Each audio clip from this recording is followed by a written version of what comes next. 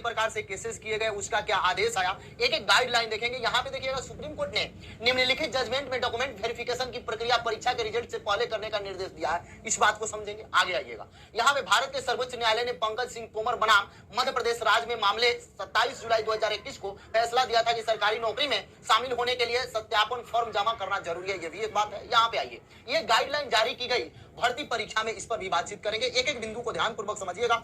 वैसे विद्यार्थी जिनके पास जानकारी नहीं है, इस बात को समझ ले। कोई भी वीडियो बनाइए, अगर बोलिए डॉक्यूमेंट वेरिफिकेशन पहले हो जाए, तो कई सारे विद्यार्थी ऐसे उसमें कमेंट करते हैं कि ये संभव नहीं है, 6 लाख लोगों का डॉक्यूमेंट वेरिफिकेशन करना। रे बाबू, 6 लाख लोगों का नहीं, जो रिजल्ट के दायरे में आते हैं उनका फाइनल ज्वाइनिंग से पहले डॉक्यूमेंट वेरिफिकेशन करा लेना, और उसको लेकर यदि सीट पूरा नहीं होता है तो फिर से कुछ सीट का रिजल्ट अंक घटाकर डॉक्यूमेंट वेरिफिकेशन कराया जाता है। ये प्रोसेस है।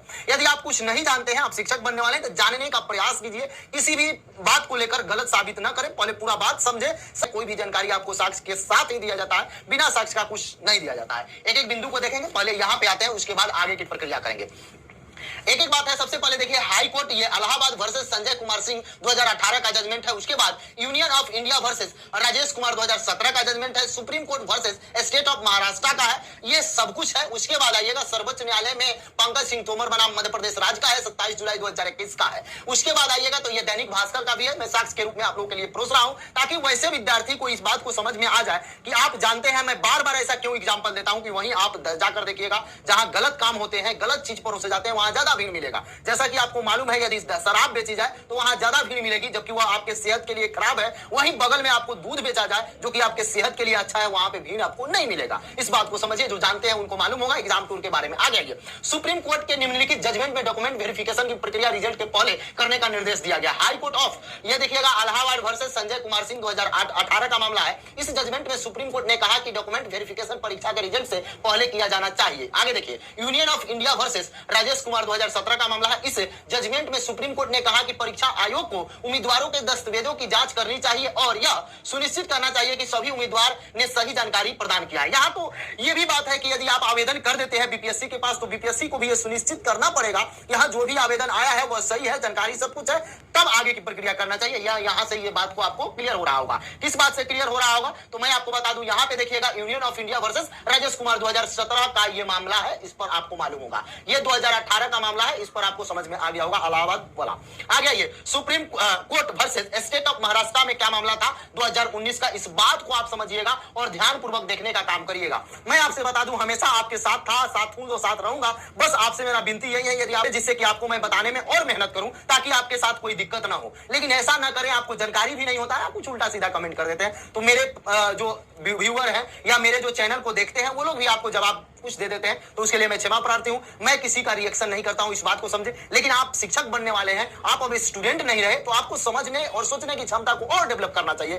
ताकि आप और डेवलप हो सके। बहुत सारे लोग आज कमेंट किए थे कि सर आप ही को सब कुछ मालूम है और लोगों को नहीं मालूम है। बीपीएससी में बड़े बड़े अधिकारी बैठे हुए हैं, मानते हैं, सबको मालूम है, लेकिन उनको निर्देशित किया हो गया होगा। शिक्षा विभाग में बड़े बड़े अधिकारी बैठे हैं, उनको नहीं मालूम है कि डॉक्यूमेंट वेरिफिकेशन पहले करा लेंगे तो इससे लगभग 5 से 7 अंक कट ऑफ डाउन हो जाएगा। कट ऑफ डाउन क्यों होगा? क्योंकि वैसे विद्यार्थी जो फर्जी है लेकिन अंक ज्यादा ला रहे हैं, तो फर्जी है, अंक ज्यादा लाने से कोई मतलब नहीं। आप सही है, अंक कम भी ला रहे हैं, आपको ज्वाइनिंग होना चाहिए। फर्जी यदि बाहर हो जाए, सभी को देख लिया जाए, तो लगभग 5 से 10 हजार इसमें भी सीट बढ़ जाएगा, इसमें भी ज्वाइनिंग हो जाएगा, इसमें भी विद्यार्थी को लाभ मिल जाएगा। तो आप एक एक बात को समझा कीजिए। ऐसा नहीं है कि मेरे से बहुत अधिक आप भी जानते होगा, मैं मानता हूं, लेकिन क्या आपके पास प्रूफ है? इस बात को आप समझिए। यहाँ पे सब कुछ प्रूफ के साथ बताया। मनमानी तरीके से बिना दस्तावेज सत्यापन किए रिजल्ट जारी कर दिया, जिसका परिणाम यह हुआ कि टीआरई 1 टीआरई 2 में लगभग 60 से 65% फर्जी और आयोग बहाल हो गए। इस बार बीपीएससी टीआरई में वही खेलना चाहती है। आयोग सरकार की मंशा योग्य लोगों को बहाल करके फिर उनको बाहर कर देना, ये अभ्यर्थी के द्वारा सब डाटा दिया गया है। ये सभी मेरे पास जो भी डॉक्यूमेंट्स आता है आपसे बताने ही सर्च करता हूं। नहीं, मेरे साथ जितने भी 2 लाख 2.5 लाख व्यूअर हैं, 2 लाख 2.5 लाख जो सब्सक्राइबर हैं, सभी लोग मेहनत। इसमें कोई गलती भी हो जाए तो आप मुझे सुझाव दे सकते हैं, उसको मैं सुधारने का प्रयास करता हूं। आप जरूर सुझाव देंगे। आगे ये फिर भी यहाँ नहीं किया जा रहा है। यहाँ किया ये जा रहा है कि फिर से अगर सीट खाली रहा तो आगे डाटा दिखाया जाए कि टीआरई 4 मैंने दिया, टीआरई 5 मैंने दिया, टीआरई 6 मैंने दिया। आगे आइए, यहाँ पे देखिएगा खेला हो रहा है। सरकार बिहार की मानसा लोगों को बहाल करना नहीं है, बस फर्जी लोगों को बहाल करके फिर आंकड़ा दिखाकर फिर उनको बाहर कर देना है। बिहार एजुकेशन डिपार्टमेंट से निवेदन है, लेकिन निवेदन विद्यार्थी करते हैं, कुछ भी कह लीजिए, हमेशा से विद्यार्थी का यही मानना है कि हम तन समर्पित मन समर्पित बोलिए तो दंडवत प्रणाम करें, लेकिन कम से कम हमको न्याय मिल सके। न्याय ये मिल सके कि हम लोग को डॉक्यूमेंट वेरिफिकेशन पहले करा लीजिए, हम लोग जो रिजल्ट में आते हैं उनको पहले ही देख लीजिए, सब कुछ ताकि सही है या नहीं है। यदि आपको लगे कि नहीं इसमें ज्यादा अयोग्य है तो आप 1.5 गुना रिजल्ट दे दीजिए, कोई दिक्कत नहीं। आप 10 बार मेरा डॉक्यूमेंट जांच कर लीजिए, कोई समस्या नहीं। विद्यार्थी ये कहना चाह रहे, जरा सोचिए,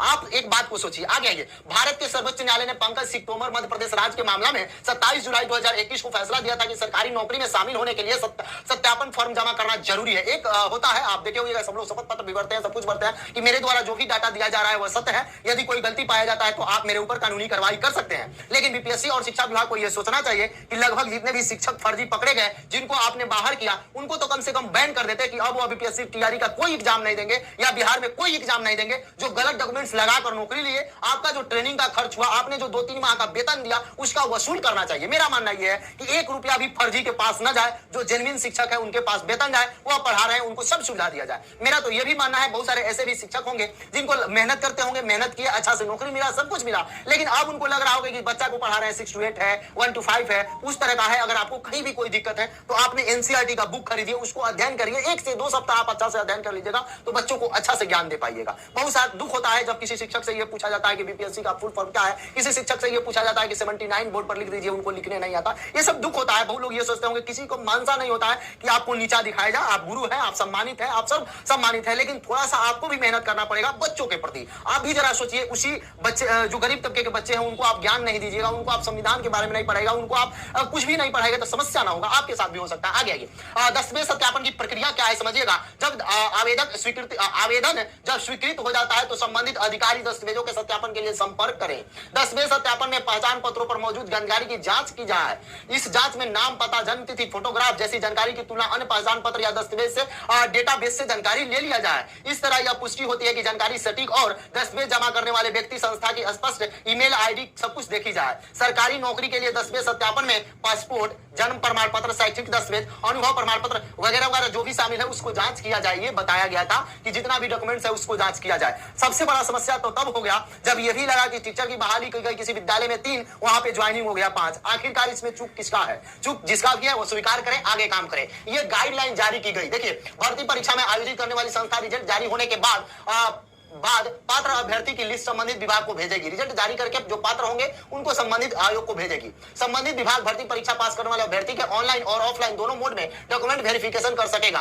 अभ्यर्थी को सभी डॉक्यूमेंट का ऑनलाइन रिकॉर्ड रखना अनिवार्य होगा। देखिएगा, यहाँ पे देखिएगा, इस बात को समझिएगा। डॉक्यूमेंट वेरिफिकेशन के बाद संबंधित विभाग पात्र अभ्यर्थी के साथ ही संदिग्ध और अनुपस्थित रहे अभ्यर्थी की लिस्ट तैयार करेगा। इससे भर्ती करने वाली संस्था को भेजने के बाद ही फाइनल रिजल्ट होगा। देखिए, इस बात को समझिए, यहाँ पे समझिए, रिजल्ट भेजा गया वो फाइनल नहीं होता है। आप समझिए, बहुत सारे लोग मुझे ये कह रहे थे कि 6 लाख, 7 लाख, 10 लाख लोगों का कैसे डॉक्यूमेंट वेरिफिकेशन होगा, रेलवे में कैसे हो जाता है, अन्य जगह पे कैसे हो जाता है, अभी बीपीएससी की बहाली है 69 वाला, यहाँ पे कैसे हो जाएगा? ठीक है, कम है, यहाँ पे ज्यादा है तो क्या दिक्कत है? थोड़ा सा मेहनत करेंगे। मेहनत के लिए तो आयोग बना है, आयोग हम सबकी सुविधा के लिए तो बना है। इस पर आप पॉजिटिव क्यों नहीं सोचते हैं? आप विद्यार्थियों के आप इतना निगेटिव क्यों सोचते हैं? आप शिक्षक बनिएगा भविष्य में और इतना निगेटिव, ये कैसे चलेगा? आगे आइए, भर्ती के लिए एजुकेशनल और ये प्रैक्टिकल योग्यता का यहाँ पे जो हिंदी लिखा गया है वो मिस्टेक हो गया होगा, या प्रैक्टिकल मतलब ये समझ जैसे एजुकेशनल क्वालिफिकेशन हो गया, जिसको हम लोग शैक्षणिक और प्रशैक्षणिक योग्यता बोलते हैं। अभ्यर्थी चले जाते हैं तो उन पर कानूनी कार्रवाई किया जाएगा, तो वो भी अच्छे से वेरिफिकेशन करेंगे। यदि ये भी कर दिया जाए, उनको 2 माह, 1 माह, 10 दिन, 5 दिन का ट्रेनिंग करा दिया जाए तो वो और अच्छा से वेरिफिकेशन करेंगे। जरा सोचिए, वेरिफिकेशन न करने के चलते बिहार सरकार को, बिहार के जो गरीब परिवार है उसका, जो टैक्स पेई है उनका, सबका नुकसान हो रहा है। 1-1 रुपया किसी का नहीं है, ये सभी बिहार के गरीब जनता का है। तो इस पर थोड़ा सा ध्यान दिया जाए ताकि फर्जी शिक्षक को ट्रेनिंग ना दी जाए। फर्जी शिक्षक को ट्रेनिंग देने में भी खर्च आता है, सब कुछ में खर्च आता है, तो ये सरकार को नुकसान है।